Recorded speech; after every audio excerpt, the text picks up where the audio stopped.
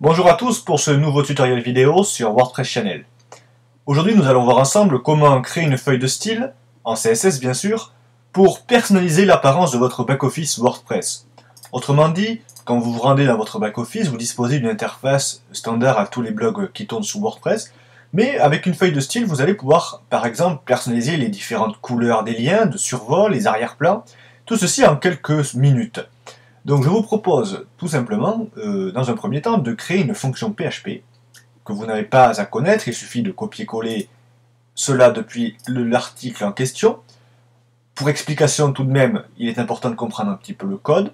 Nous allons demander de récupérer une feuille de style qui se situera dans le dossier de votre thème WordPress, dans un sous-dossier intitulé CSS pour bien classer les choses, et que vous nommerez admin.css. Bien entendu, vous pouvez placer cette feuille de style, par exemple, dans un autre dossier ou en la renommant. Ensuite, nous allons indiquer qu'il nous faut l'activer côté back-office et pas côté site, et donc prendre en compte ces différents styles. Donc, copier-coller cette fonction dans votre fichier function.php. Alors ce fichier, il suffit de se connecter à l'aide d'un client FTP comme FileZilla, Coda, tout ce que vous voulez comme client, de vous connecter à la racine, de localiser wp-content, de déployer thème, de prendre le thème que vous utilisez, donc ici le thème par défaut c'est 2011, et de retrouver le fichier function.php. Donc rendez-vous tout à fait en fin de fichier de celui-ci, puis copier-coller les lignes de code.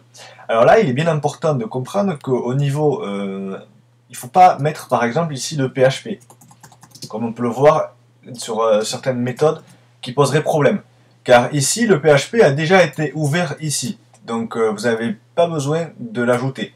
Par contre, s'il était fermé juste ici, par exemple, là vous serez obligé de l'ajouter ici. Donc ça, c'est quelques techniques. Souvent, on pose la question pourquoi la fonction dans le fichier ne fonctionne pas, ou ça me fait une page blanche.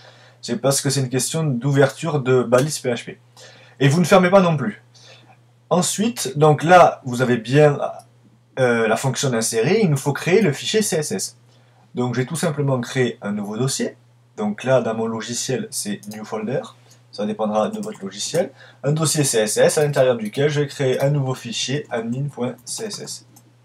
Alors dans ce fichier CSS, bien sûr, je peux créer des propriétés de base, comme la propriété A pour les liens. Et je peux indiquer comme couleur de mettre ça, par exemple, en fuchsia. Vous verrez tout de suite la différence côté admin. Je sauvegarde le tout, je retourne dans le back-office de mon site de démo. Là, vous vous apercevez que effectivement les liens sont bien passés en fuchsia. Alors, pas tous les liens ni tous les éléments en lien. Par exemple, si vous vous rendez dans Post, ici on a bien du fuchsia un peu partout, mais pas par exemple pour les différents menus du back-office. Donc là, il va nous falloir identifier les différentes classes CSS. On va retourner à le traditionnel clic droit, inspecter éléments avec Firebug, qui est une extension propre à Mozilla Firefox, mais que vous pouvez retrouver sous Internet Explorer en faisant F12, ou sous Safari et même Opera et les autres, et Google Chrome également. Donc, nous allons utiliser le sélecteur en positionnant le sélecteur donc, sur l'un des éléments que vous voulez modifier. Par exemple, ici, les liens du menu Post. Donc, par exemple, après avoir sélectionné l'élément, il suffit ici d'ajouter une couleur qui va modifier l'apparence. Voilà, ici par exemple on a du vert qui est obtenu. Alors, et de même pour les autres sous-menus. Donc vous pouvez voir le résultat directement en temps réel, et donc savoir exactement si vous modifiez la bonne propriété dans le CSS et la bonne règle.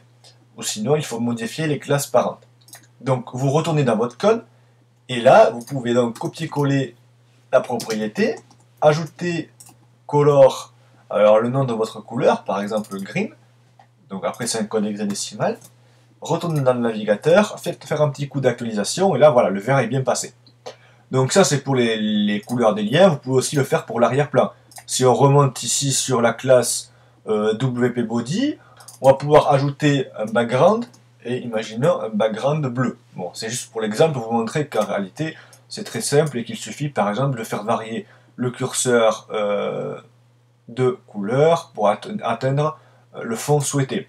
Et donc là, l'idée c'est de personnaliser le back-office en fonction de la charte graphique de votre site, de la charte graphique que par exemple votre client ou que vous-même utilisez sur votre blog pour vraiment se plonger dans votre univers aussi bien en back-office qu'en front-office. Et bien voilà pour ce tutoriel qui vous aura appris à modifier l'apparence de votre back-office WordPress en appliquant un CSS sur mesure.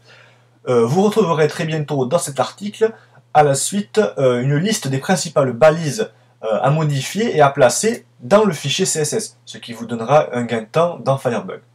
Eh bien, je vous dis à très bientôt pour de nouveaux podcasts vidéo sur WordPress Channel. Et n'hésitez pas à nous suivre sur Facebook, vous êtes de plus en plus nombreux et nous vous en remercions.